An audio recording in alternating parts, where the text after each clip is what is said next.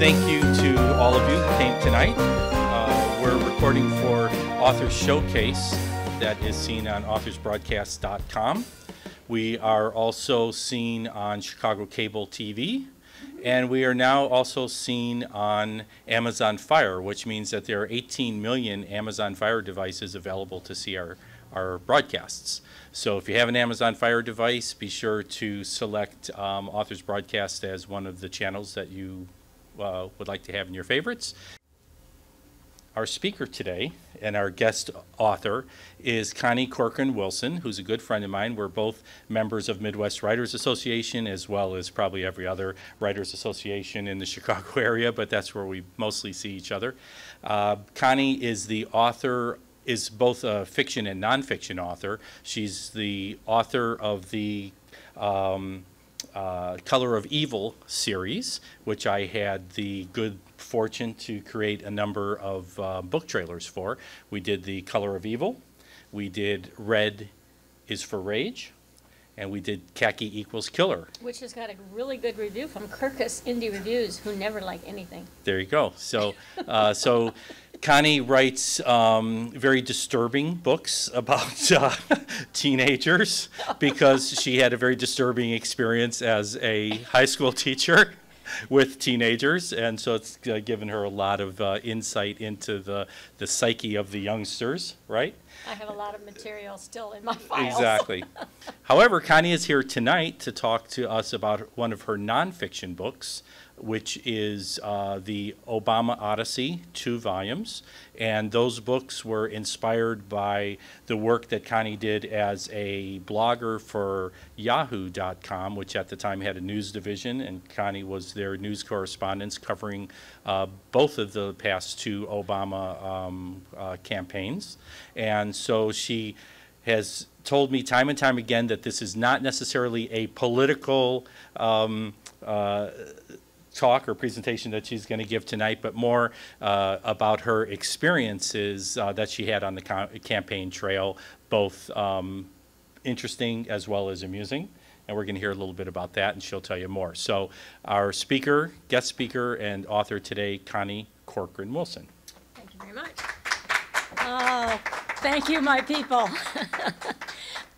First, let me say that I went into the experience of covering the election trying to be objective, trying not to display that you're a Democrat or a Republican or an independent, but I have to be honest. When I was 16, I wrote this poem.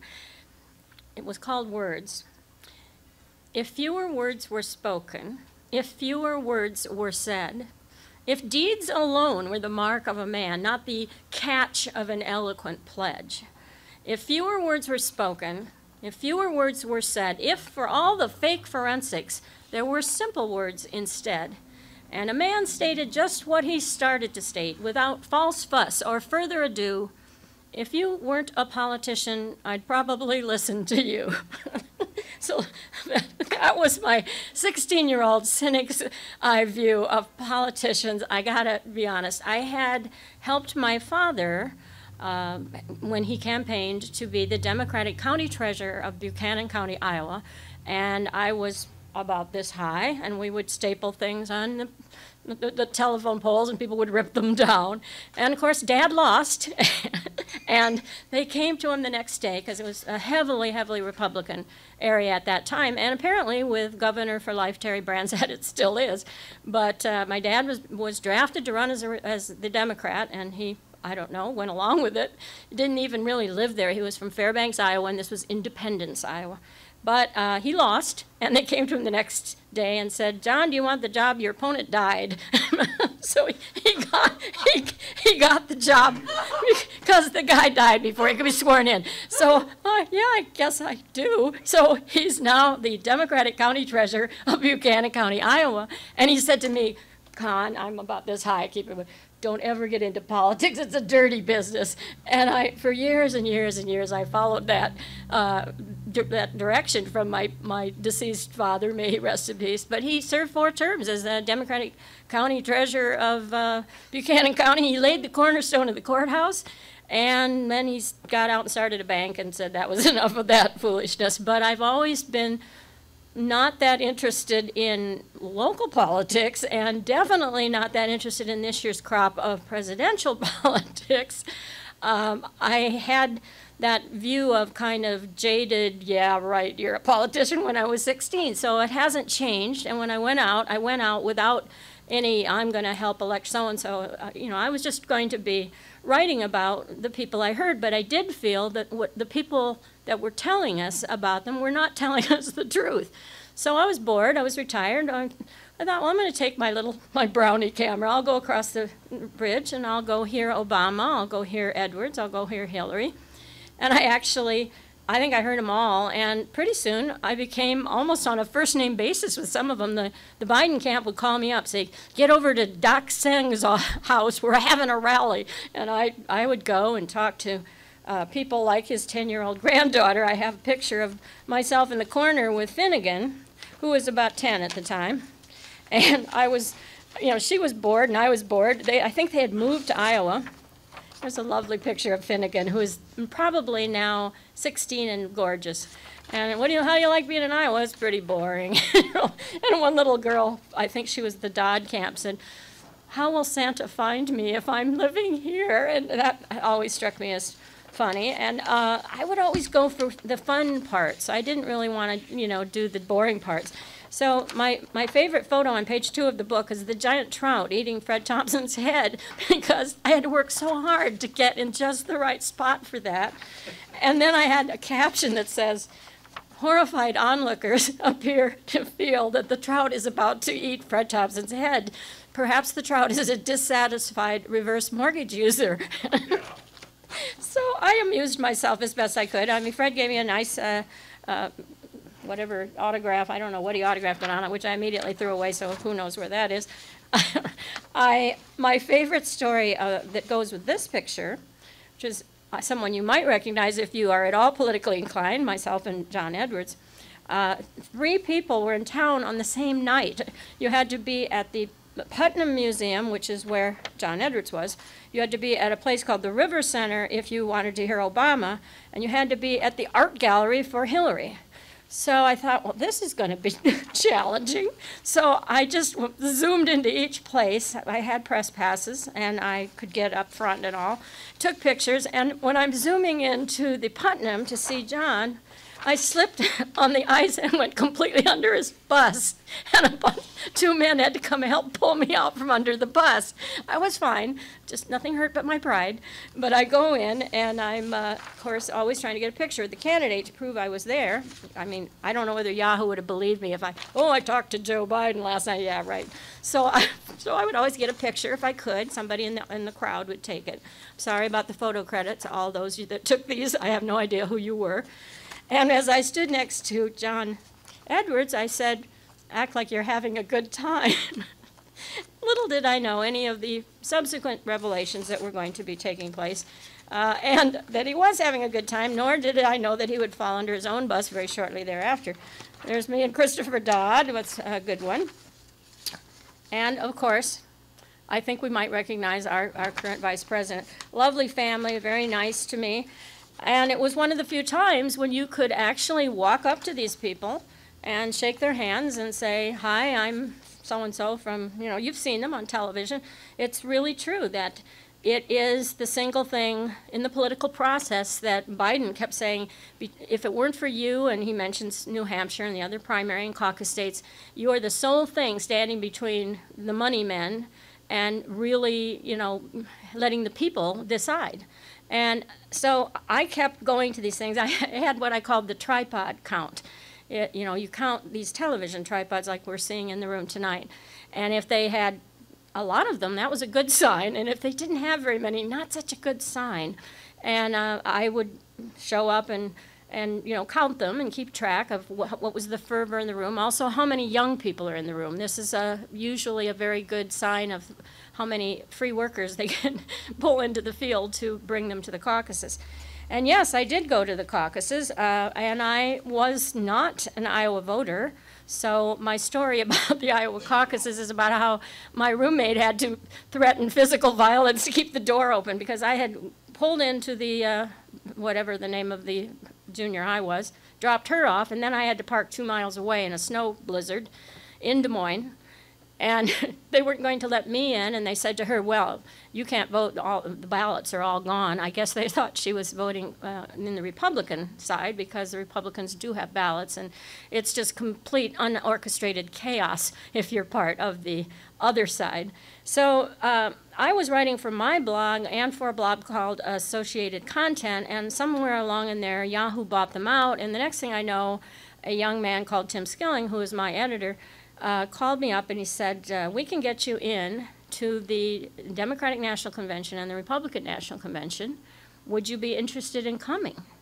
And I said, heck, I'd pay you for that, but I can't spend $500 a night on a hotel room. I can get there. I had plenty of free air miles, and I would get paid, yes, but I was paid based on how many hits my articles would get, and it was something very, very small, and I was one of thousands of what they called the Content Contributors Network, all over the country. In fact, I was in Chicago blogging live all night, the night that Obama was in the park accepting after the Pennsylvania primaries. I was right across the street. I kept running back and forth to my apartment and typing some more and going back and typing some more. And there was another person doing this in King of Prussia, Pennsylvania, and they were all over the country. And all of us in July of 2014 received a very terse message saying, we are terminating all of you and hiring Katie Couric for $10 million. If you want any of your articles, get them off the internet now. You have 2 weeks, because the servers will go down, and they will any article, picture, observation that I might have made would be essentially gone forever. I might have it, but no one else would have it. And I thought to myself, that does not really seem to be what I had in mind when I wrote them. I thought they would stay there so that scholars 20 years from now, or even this year, which is a good long period after, could look back and see, what were they saying? I mean, I knew that Obama was going to carry Iowa. I wrote it. I said, nobody likes Hillary, was what I said. Now, tell me whether that has any relevance today. I said, they won't vote for her. They just won't. And I predicted he would carry Iowa. Then people would come on and type furiously and tell me they were going to come back and make me eat those words, And so I think that was why they asked me, is that I apparently stirred up a fair amount of controversy. I don't know how, but I did. And I took bazillion pictures. I brought only 20% of the photos. In the first book, there are 67 articles and 28 pictures, but in the second book, there are something like 60 pictures and much fewer. It's much more heavily photo influenced. But I wanted to have fun and have a good time. What good is life if you can't enjoy yourself? So I got through the Democratic Convention having a wonderful time. Here's a picture of an after-party couple that I met from Rockford, Illinois. Their names are Carol and Liberty Bell, and those are their real names. Their hats had Hillary on the front and Obama on the back, so no matter who won, they were ready. And they could just turn the hat around. And I thought they were just hilarious. And I sat with the girls who had organized this, and they were sweet young things who were at that time Alexei Giannoulis's interns. And they had been put in charge of it. One girl, her dad was the fire chief for Denver, and so she said, her father couldn't wait till this was over because he was having to do all this stuff that was no fun. And I said, I see my representative over there, somewhat of a known womanizer. And I said, I just said hi to him, and he just didn't even respond. I said, I'm his constituent, but you, cute little college guy, I said, let's all take a bet on how much he welcomes your arrival on the scene. I'm going to take you over there and introduce him. Oh my gosh, it was hilarious. He's instantly out of his seat and talking to this cute young girl in the low-cut dress. And then the rest of us go back and we're just laughing it up. This person is no longer serving in office, so I can say these things without attributing any names to them. But then I get to the Republican convention, which was a whole different ballgame. And they gave you a hall pass like you were 8 and you had an hour, and that was it. And so I was out in the streets a lot, and as I was out in the streets, I saw this gentleman dressed up as Abraham Lincoln, and I immediately thought, I know that guy. He's from Marion, Iowa, and his name is Lance Mack, and I interviewed him. So I go racing across to find out that I am totally wrong. He is not Lance Mack. but he did look like Abraham Lincoln and the guy that I thought was Lance Mack. And he was there to help a person launch a talk show, which died almost immediately. It was called Talk Show, Spike Firestein. And they had organized the Closeted Gay Republican Tour Bus, which I climbed aboard, and not knowing where we were going, and ended up at the Minneapolis airport at the Larry Craig stall. So that was kind of interesting, I thought. Not exactly what you call serious coverage, but it amused me. Then there was the night I tried to steal the life-size Obama cutout from the Republican rally. It was billed as being a rally for Hillary, but it was really just to be mean. I got to the curb, and I'd hailed a cab, and I was ready to go. Unfortunately, they caught me and made me give it back, but no charges were filed for taking their life-size cutout. I don't know how I would have got it home, but it sounded like a really great idea at the time. As did following the Dallas Fox News team when we went to the Invesco field. I thought, you always want to attach yourself to people with big, heavy cameras because, you know, you got a name tag. And in fact, I had to walk so far, I made 2 Secret Service men give me a ride. And I had already tried the garbage truck guys, and they didn't speak any English, but they did give me a ride most of the way until I broke their cup holder with my knee. And then they said, all I knew was, what did Bart Simpson used to say? It wasn't vamoose. It was ay caramba. I kept saying ay caramba, and these guys kept laughing. And they got to a ditch, and I had to get out. And that's when I saw the guys in the Secret Service cart. And I said, I can't walk any further. Please give me a ride. And they pulled up, and one guy's, oh, all right, and got out and gave me a ride to the door. So it was kind of that kind of a routine. But following the Fox News team, I ended up writing a story. It's entitled One More Reason to Hate Fox News. You'll find it in the book. And these guys, I was in line like a regular person with my little badgy thing. And the line was like miles long. And these guys come up, and they've got the big, things and the Fox News banners. And they aren't going to wait in the line. And they're calling someone inside. We've got to get inside. So I thought, well, I'll stick with them and kind of pretend I'm with them. They picked the steepest hill in the entire area to climb down, and I, like an idiot, followed them and fell and rolled down, sort of like a tumbleweed, gathering cactus and crap all over me. And these guys just stepped over me and kept walking. No one ever said, are you all right? May we help you up? And all those poor people in line, the ones I was cutting around by doing this, so I felt guilt there, came over and dusted me off. And then I got into the interior of the gigantic stadium where they play their football games. And of course, they stuck me in the worst possible spot. I mean, you could never have seen anything. So then you just start moving quietly over into the better seats. You just kind of keep going. I've learned that if you dress like a Republican, which means the Omega chains and things, and you're old, you can just walk right in. They do kick you out sometimes. They did kick me out of the Belmont Town Hall meeting, and they did take me to the station along with the guy from the library after the Rage Against the Machine problem, but that was not of our making. We were totally innocent, and they did realize that. It was their error, not ours. And there were just so many things like that were happening, and my favorite was my young person that had asked me to come out said, he called me about 2 hours earlier, and I was planning on going, so I hadn't had time to really, do the hair and get ready. He says, I'm picking you up in 10 minutes. You've got to get out to Invesco right now. And I had a car, but there was nowhere to park it. So I said, okay, and I threw clothes on, and he drove me out. And I said, well, how do I get home? He said, I don't know, you figure something out. So I get done falling down the hill and seeing the whole thing and taking pictures. And I saw this woman in a Volkswagen convertible with a flower stuck in her aerial, and it was a lovely night. She had everything down, and I thought, well, I'll just go knock on the side of her Volkswagen and say, can you give me a ride home, which she did. And it was a very interesting night to go home, because when we got there was crime scene tape all around this house in the Zuma area. I didn't know why, and she let me out. She said, what's going on in your neighborhood? Not a clue. Turned out that the fellow next door, who was a bird watcher, had been sighted with binoculars looking at the field, and then all the Secret Service came out, and they broke his door down to, question the poor guy about his intentions. I guess they had someone jump out of a hotel upper window earlier in the day trying to escape them, and he actually was guilty, but the poor birdwatcher next door had his door wrecked.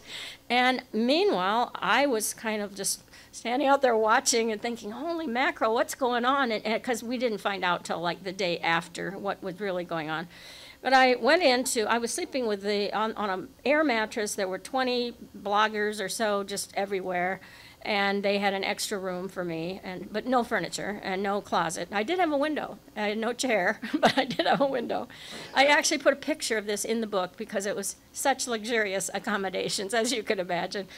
And as I went into the house where I was staying, which I was very happy to have this lodging, I discovered they had no toilet paper, and it was approximately closing time at the local grocery store, and I knew they didn't have any Kleenex either, and I immediately said, something has to spring into action, and I knew it had to be me. So I drove my car, which I never could drive it anywhere because there was nowhere to park, drove it down, and they were locking the door to the supermarket just as I got there, and I pounded on the window and said, you can't deny a woman from Iowa toilet paper, let me in. And they did. They let me in, and I went, purchased it, and paid them in cash because the registers were closed down.